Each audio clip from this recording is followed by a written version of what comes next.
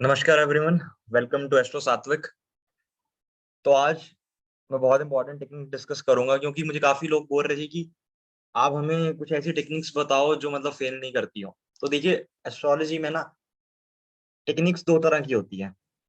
एक होती है इंडिकेटिव टेक्निक, जो आपको एक इंडिकेशन देती है कि ये चीज हो सकती है, ये पॉसिबिलिटी है। ओके। और कुछ टेक्निक्स होती है कंफर्मेटिव टेक्निक्स, जिनका यूज करके आप एक कंफर्मेशन दे सकते हो कि नहीं यही होना चाहिए। अगर ये नहीं है तो मतलब चार्ट गलत है या बर्थ टाइम गलत है, लगन गलत है। मतलब अब प्रॉब्लम ये होती है कि मैक्सिमम जो हम टेक्निक्स अपने करियर में एज एन एस्ट्रोलॉजर जो हम पढ़ते हैं या आप जो सीखते हो, वो मैक्सिमम टेक्निक्स इंडिकेटिव टेक्निक्स होती हैं। मतलब वो सिर्फ और सिर्फ एक पॉसिबिलिटी की इंडिकेशन बताती है कि ये चीज हो सकती है। अब उसके लिए और भी हजारों फैक्टर्स होंगे, उसके लिए और भी काफी ज्यादा टेक्निक्स होंगी जिनको आपको साथ में लगा के कंफर्म करना पड़ेगा एक पर्टिकुलर इवेंट। तो सिर्फ एक पर्टिकुलर इवेंट के लिए मल्टीपल टेक्निक्स लगानी पड़ेगी, तब जाके कंफर्मेशन मिलेगी। तो ये जो इंडिकेटिव टेक्निक्स हैं बेसिकली, तो इंडिकेटिव टेक्निक्स को मैं ज्यादा इंपॉर्टेंस नहीं देता, क्योंकि इन टेक्निक्स को लगाने के बाद लोग फिर यूट्यूब कमेंट बॉक्स में कमेंट करते हैं। अगर आप शेयर भी करो तो लोग इस तरह कमेंट करते हैं कि काम नहीं कर रही टेक्निक आपके, मेरे चार्ट में तो ऐसा है, मेरे चार्ट में तो काम नहीं कर रही। क्योंकि इन टेक्निक्स के लिए आपको 3 से 4 लेयर आनी चाहिए। योग योग भंग दोनों एक साथ चलते हैं, योग है योग भंग है। और भी एक एक इवेंट को होने के लिए और भी उसके लिए 4 फैक्टर सपोर्टिव होने चाहिए, 4 से 5। तो उतनी डीप नॉलेज किसी को नहीं होती, फ्रेंकली स्पीकिंग। इवन हमें खुद नहीं पता होता कभी कभार कि योग बन रहा है तो उसका योग भंग भी बन रहा है कि नहीं बन रहा। इंडिकेटिव टेक्निक्स और मैक्सिमम टेक्निक्स ज्योतिष में इंडिकेटिव टेक्निक्स है, जो क्लासिक्स में दी होती हैं, जो ऋषियों ने दी होती हैं। Maximum techniques indicative techniques. वहां पे कोई ऐसी क्लियर कट टेक्निक्स बहुत कम मिलेगी। लेकिन वहीं कुछ टेक्निक्स ऐसी होती है जो कंफर्मेटिव टेक्निक्स होती हैं, जिससे आपको क्लियर कट प्रेडिक्शन मिलेगी, यस या नो, हाँ ये है या नहीं। अगर है तो कुंडली सही है, टाइम सही है, वरना चार्ट ही गलत है। क्योंकि उन टेक्निक्स की एक्यूरेसी पर डाउट नहीं किया जा सकता। तो जब ऐसी टेक्निक्स की बात आती है तो सबसे पहला जो नाम मेरे दिमाग में आता है वो एस के मेहता जी। क्योंकि एस के मेहता जी की जो बुक थी न्यू रूल्स एंड कॉम्बिनेशंस, उसमें कुछ ऐसे कॉम्बिनेशन थे, कुछ ऐसी टेक्निक्स थी, क्या वो किसी भी क्लासिक में नहीं मिलेगी। मैं चैलेंज करता हूँ, अगर मुझे कोई वो टेक्निक्स का सोर्स ला के दिखा दे, ओके, उन पर्टिकुलर टेक्निक्स का। एक टेक्निक उसमें से आज मैं शेयर करूंगा, और एक टेक्निक मैंने पहले शेयर करी हुई है, सन मर्क्यूरी इन पाइसेस वाली। ओके। आई गेस अगर किसी ने मेरी पुरानी वीडियो देखी होगी तो उन्हें पता होगा कि सन मर्क्यूरी इन पाइसेस उस हाउस को खराब कर देता है। अगर वर्गो में है तो जिस भी हाउस में पाइसेस गिरेगा वो हाउस खराब हो जाएगा। आज जो टेक्निक है वो मैं जो शेयर करूंगा, ये मेरी one of the most favourite techniques है आज तक। मतलब कम से कम 5-6 साल हो गए ज्योतिष करते हुए, लेकिन ये टेक्निक, इसके लेवल की एक्यूरेसी वाली टेक्निक मुझे आज तक नहीं मिली।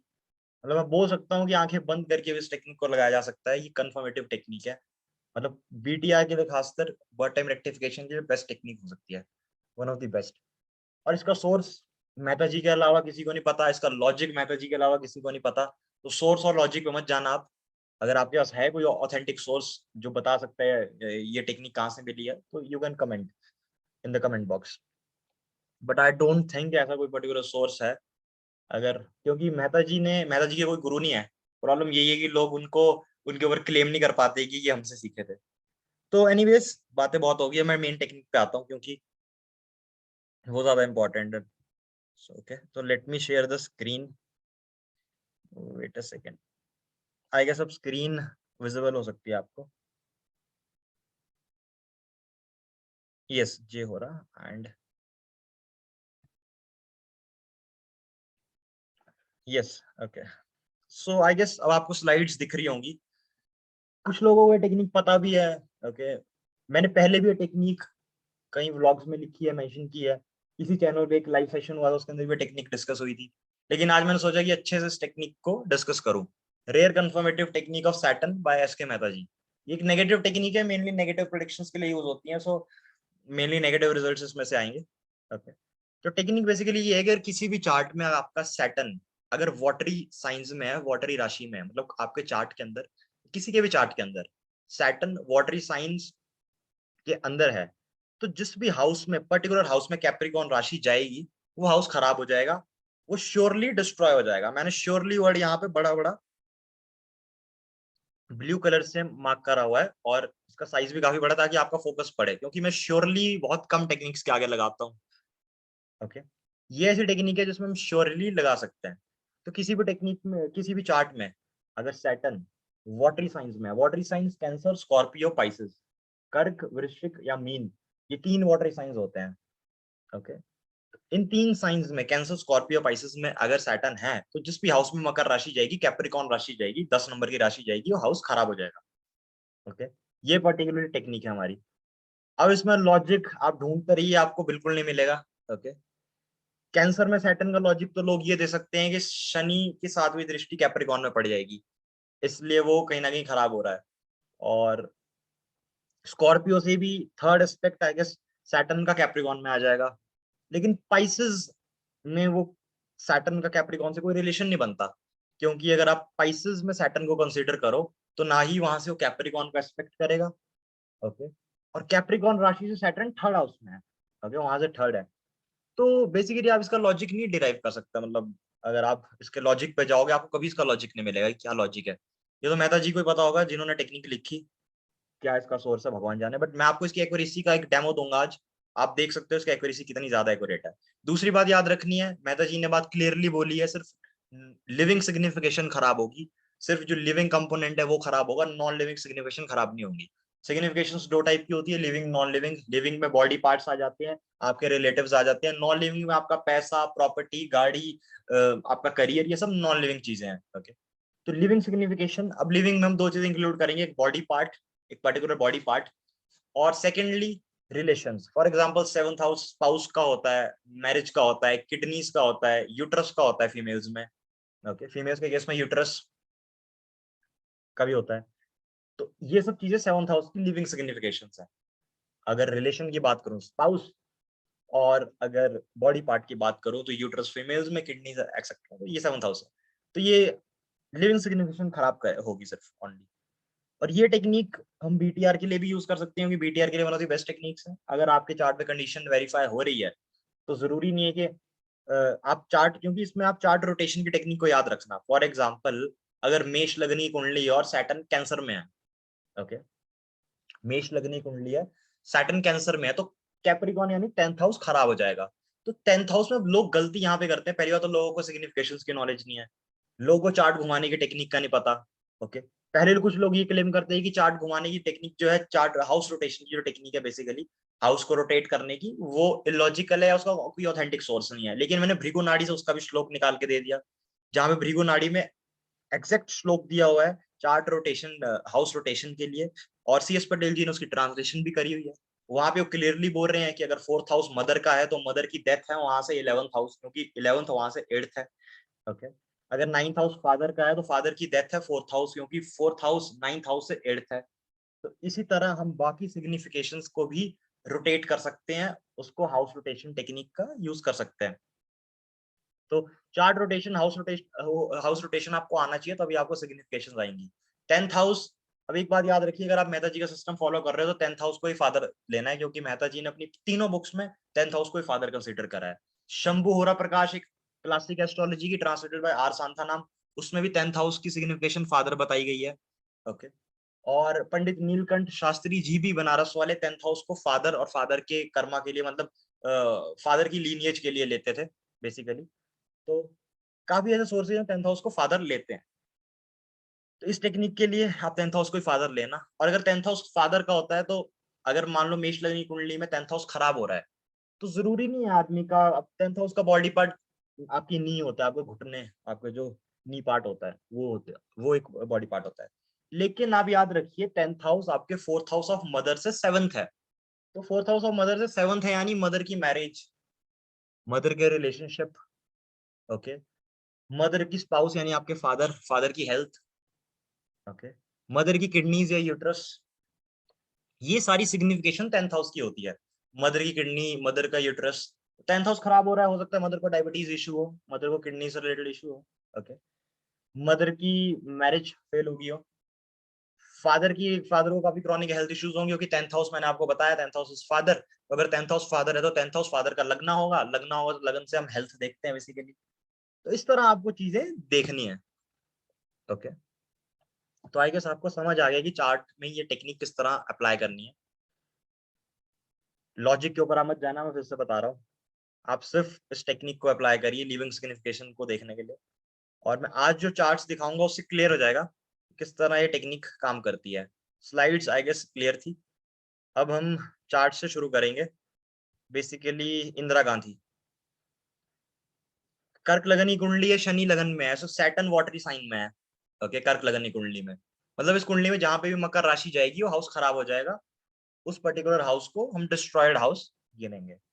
तो इस पर्टिकुलर कुंडली में 7th house is getting destroyed, क्योंकि 7वें घर में मकर राशि आती है, कैप्रिकॉर्न आता है। तो हमें पता है कि इंदिरा गांधी की मैरिज ज्यादा टाइम सस्टेन नहीं कर पाई थी। इंदिरा गांधी की marriage was a failure. Okay, तो इनकी जो मैरिज में इनको जो इश्यूज आए, इनकी जो स्पाउस को जो हेल्थ इश्यूज आए, वो जस्टिफाई करता है, क्योंकि इनकी लाइफ में वो मैरिज का जो हैप्पीनेस थी वो नहीं थी।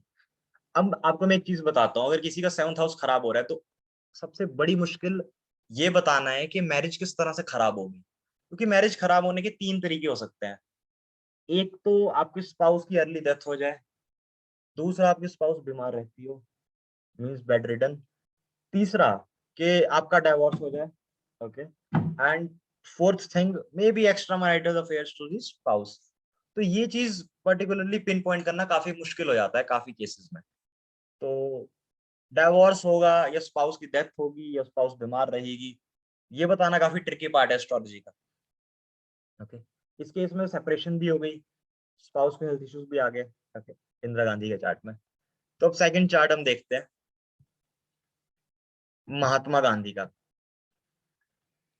महात्मा गांधी की कुंडली में सैटर्न वृश्चिक राशि में है, वाटरी साइन में है, 2nd हाउस में है। तो तुला लगनी कुंडली है, मतलब 4th हाउस में कैप्रिकॉर्न राशि 10 नंबर राशि आ गई। तो ये बात क्लियर है, अगर सैटर्न वाटरी साइन में है, 4, 8, 12 राशियों में है, तो जिस भी हाउस में मकर राशि जाएगी हाउस खराब हो जाएगा। अब 4th हाउस की लिविंग सिग्निफिकेशंस क्या होती हैं? सबसे पहली लिविंग सिग्निफिकेशन आपकी बॉडी पार्ट, चेस्ट। तो आपको पता होगा महात्मा गांधी को जब असैसिनेट किया गया 5:17 पे, उस टाइम नथुराम गोडसे ने 3 गोलियां इनके चेस्ट पे मारी थी, 3 गोलियां, 3 बुलेट्स, और तीनों बुलेट्स इनके सीधा चेस्ट पे बजी थी। तो चेस्ट वाला बॉडी पार्ट एक तो खराब हो गया। तो 4th हाउस की एक सिग्निफिकेशन जो है चेस्ट, वो तो खराब हो गई। लेकिन अब दूसरी और भी सिग्निफिकेशन हो सकती है 4th हाउस की। ओके, क्योंकि 4th हाउस 10th हाउस से 7th है। अगर आप 10th हाउस ऑफ फादर को कंसिडर करते हो, तो 10th हाउस ऑफ फादर से 7th है 4th हाउस। तो अगर मैं 10th हाउस ऑफ फादर को लगना बना दूं, अगर मैं इसको रोटेट करके, चार्ट रोटेट करके, जो भृगुनाड़ी में मैंने आपको सोर्स बताया था, मैंने पोस्ट पे लिखी थी कि भृगुनाड़ी में इसका सोर्स है। तो अगर मैं इस 10th हाउस ऑफ फादर को लगना बना दूं, तो कैप्रिकॉन राशि 7th हाउस में आ जाएगी वहां से, मतलब फादर की मैरिज, फादर के रिलेशनशिप कहीं ना कहीं खराब हो जाएंगे। तो आपको मैं बता देता हूँ कि महात्मा गांधी जी के जो फादर थे, करमचंद गांधी, करमचंद गांधी की बेसिकली 4 मैरिजेस हुई। 2 मैरिजेस में उनकी स्पाउस की डेथ हो गई while giving birth to the child, daughters. एक स्पाउस की फिर से डेथ हो गई but she was childless, and 4th spouse से महात्मा गांधी का बर्थ हुआ। 4 शादियां करमचंद गांधी जी ने करी, और 2 तो 3 तो अनफॉर्चुनेट इंसिडेंट थे कि काफी अर्ली एज में उनकी स्पाउस की डेथ हो गई, स्पेशली 2 की तो वाइल्ड गिविंग बर्थ, बच्चे को बर्थ देते हुए। तो आप देखिए कि फादर की मैरिज, फादर की रिलेशनशिप किस तरह खराब हो रही है। 10th हाउस ऑफ फादर से 7th हाउस खराब है, कैप्रिकॉर्न खराब है। ओके, तो आई गेस आपको समझ आ गई किस तरह चार्ट को रोटेट करना है, क्योंकि अब चलो वो चार्ट रोटेट करना आएगा नहीं, हाउसेस को रोटेट करना आएगा नहीं, सिग्निफिकेशंस पता नहीं होंगी, फिर वो कमेंट बॉक्स में लिखेंगे ये टेक्निक काम नहीं कर रही। तो प्लीज ऐसा कमेंट मत करिए, क्योंकि ये ऐसी टेक्निक है 99.9% भी, मतलब मैं 100% इस टेक्निक के लिए गारंटी ले सकता हूँ। मतलब मेरी करियर की one of the best techniques है आज तक जो मैंने पढ़ी है आज तक। Okay, Maneka Gandhi. Okay Maneka Gandhi, wife of Sanjay Gandhi. तो कर्क लगन की कुंडली, सैटर्न 5th हाउस में स्कॉर्पियो के अंदर, वाटरी साइन के अंदर सैटर्न, कर्क लगन की कुंडली के अंदर। तो क्लियर सी बात है, जिस भी हाउस में मकर राशि जाएगी वो हाउस खराब हो जाएगा, उसका सिग्निफिकेशन डिस्ट्रॉय हो जाएंगी। तो मतलब 7th house of spouse will get destroyed. तो इनके स्पाउस संजय गांधी की अर्ली डेथ हो गई, एयरप्लेन क्रैश में डेथ हो गई। एंड ये विडो बन गई एट अ अर्ली एज में ये विडो बन गई थी। तो इस चार्ट में भी टेक्निक काम कर रही है। आई गेस आपको कोई डाउट नहीं होना चाहिए। अब संजय गांधी, ओके, संजय गांधी के केस में मकर लगन की कुंडली है, कैप्रिकॉन असेंडेंट है, सैटर्न वाटरी साइन में है, कैंसर राशि में। तो क्लियर सी बात है, अगर सैटर्न वाटरी साइन में है तो जहां भी मकर राशि जाएगी हाउस खराब हो जाएगा। तो इस पर्टिकुलर केस में, संजय गांधी के केस में, अगर आप ट्रेडिशनल एस्ट्रोलॉजी का यूज करो तो आप बोलोगे कि लगना खराब हो ही नहीं सकता। क्यों?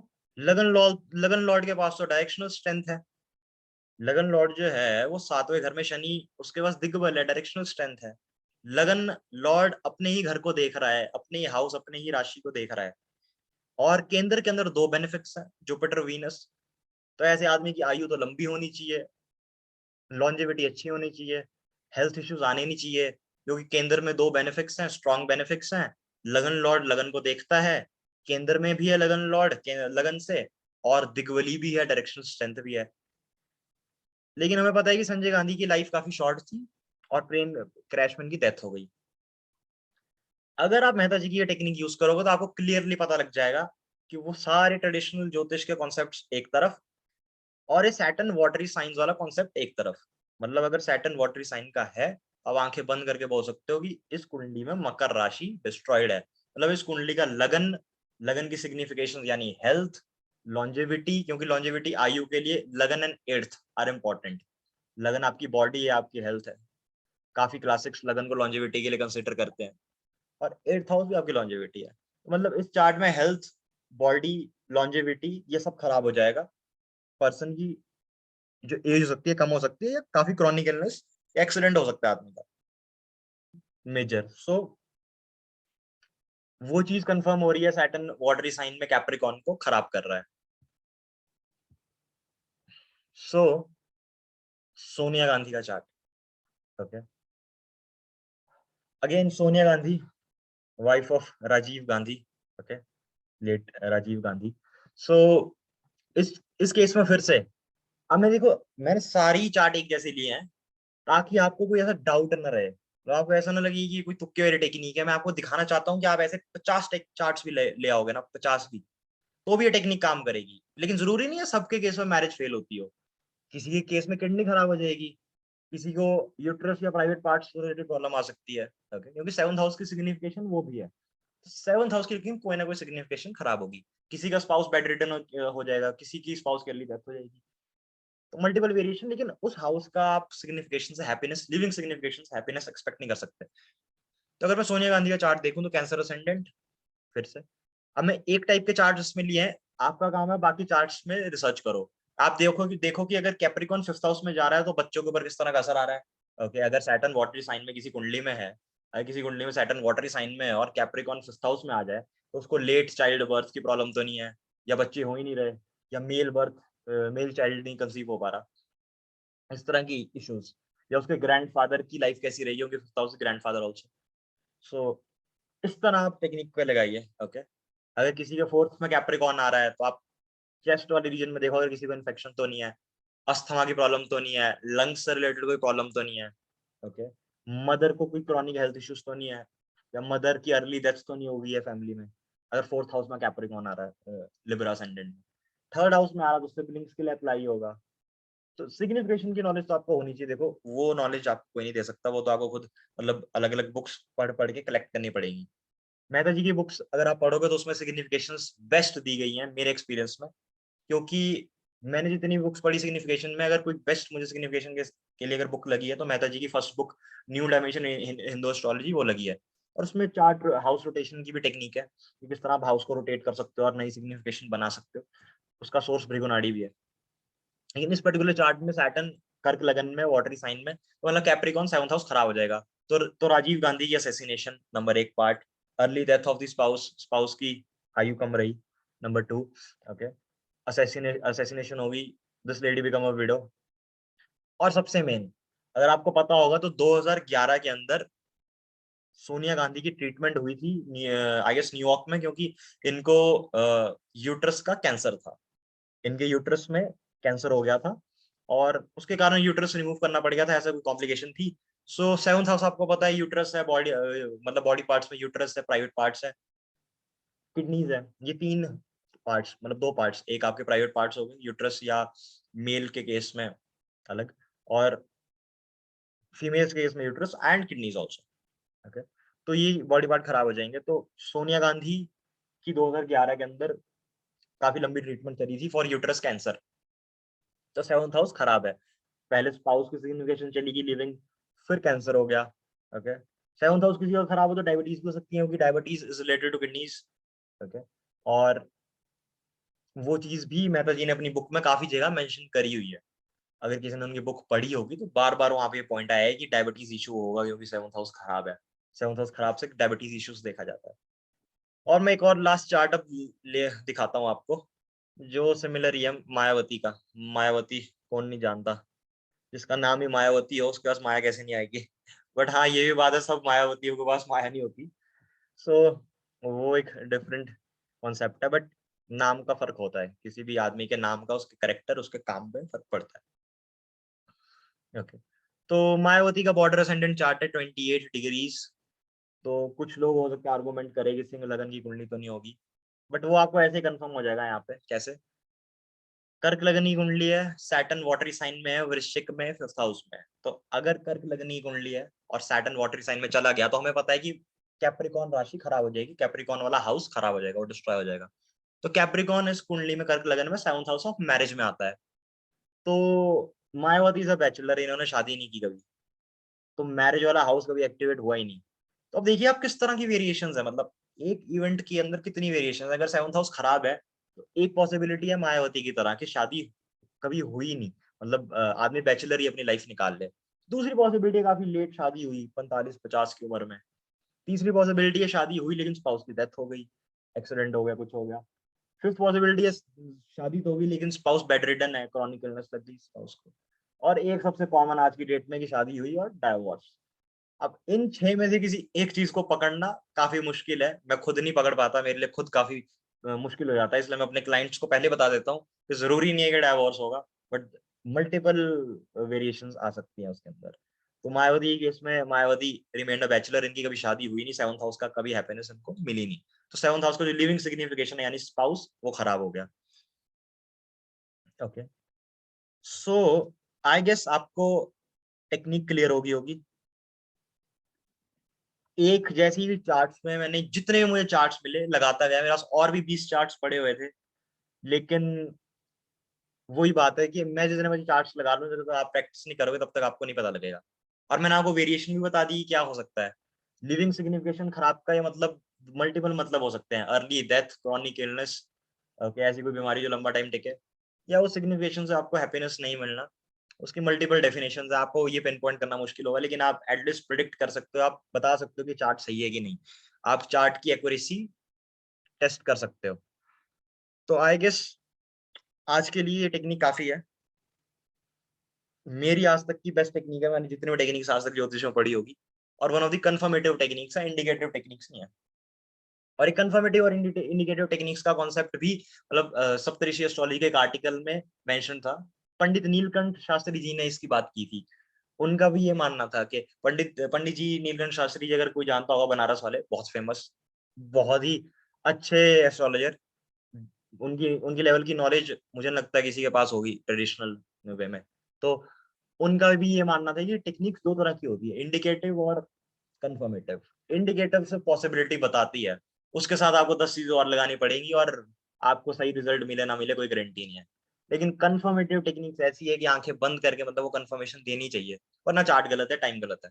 तो बीटीआर के लिए टेक्निक हेल्पफुल हो सकती है आपके लिए। Okay, thank you so much, and please like share and subscribe. Okay.